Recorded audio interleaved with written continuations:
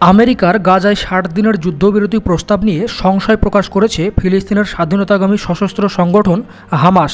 তাদের এক কর্তা সংবাদ মাধ্যম বিবিসিকে জানিয়েছে, গাজায় যুদ্ধবিরতি এবং পণবন্দি মুক্তি নিয়ে আমেরিকা যে প্রস্তাব দিয়েছে তা প্রত্যাখ্যান করা হচ্ছে। তিনি আরও বলেন যে আমেরিকার এই যুদ্ধবিরতি চুক্তিতে সই করা মানেই গাজায় ইসরায়েলি হত্যাযজ্ঞ আরও কয়েক গুণ বেড়ে যাবে। বিগত দিনেও সেটাই হয়েছে, আজও সেটার বিকল্প ইসরায়েল করবে না।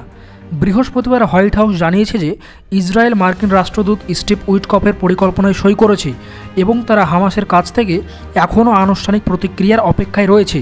ইসরায়েলি গণমাধ্যম ইসরায়েলি কর্মকর্তাদের উদ্ধৃতি দিয়ে জানিয়েছেন যে ৬০ দিনের যুদ্ধবিরতি এবং ইসরায়েলি কারাগারে বন্দী ফিলিস্তিনিদের মুক্তির বিনিময়ে হামাস ২ ধাপে ১০ জন জীবিত জিম্মি এবং ১৮ জন মৃত জিম্মির মৃতদেহ হস্তান্তর করবে।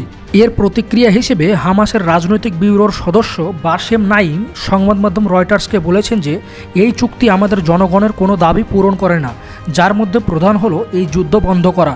এছাড়াও ওই হামাস কর্মকর্তা বলেন, প্রস্তাবটি যুদ্ধের অবসান সহ মূল দাবিগুলো এখনও পূরণ করেনি এবং যথাসময়ে তারা এই যুদ্ধবিরতিতে তাদের প্রতিক্রিয়াটা জানাবে।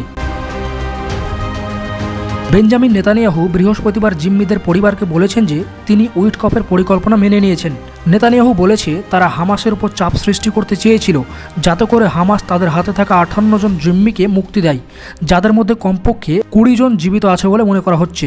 ১৮ই মার্চ ইসরায়েল গাজার উপর সম্পূর্ণ অবরোধ আরোপ করে এবং হামাসের বিরুদ্ধে পুনরায় সামরিক আক্রমণ শুরু করে, যার ফলে মার্কিন যুক্তরাষ্ট্র, কাতার এবং মিশরের মধ্যস্থতায় ২ মাসের যুদ্ধবিরতি ভেঙে যায়।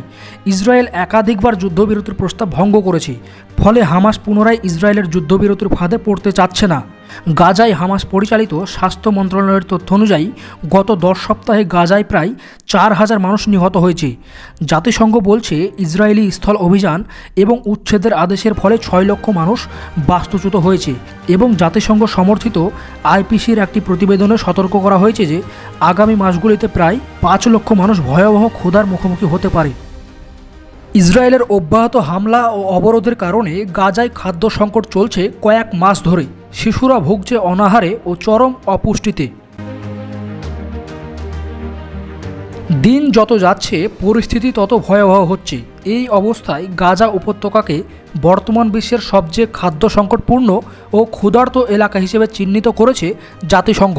সেখানে ২৩ লাখ মানুষই এখন বিপর্যয়কর ক্ষুধার মুখোমুখি, যা এক চরম মানবিক বিপর্যয়ের ইঙ্গিত দিচ্ছে। জাতিসংঘ ও একাধিক আন্তর্জাতিক সংস্থা যৌথভাবে প্রকাশিত এক রিপোর্টে সতর্ক করে জানিয়েছে গাজায় চরম খাদ্য সংকট ও দুর্ভিক্ষের আশঙ্কা দেখা দিয়েছে। এরই মধ্যে গত সপ্তাহে অনাহারে ২৯ জনের মৃত্যুর খবর পাওয়া গেছে।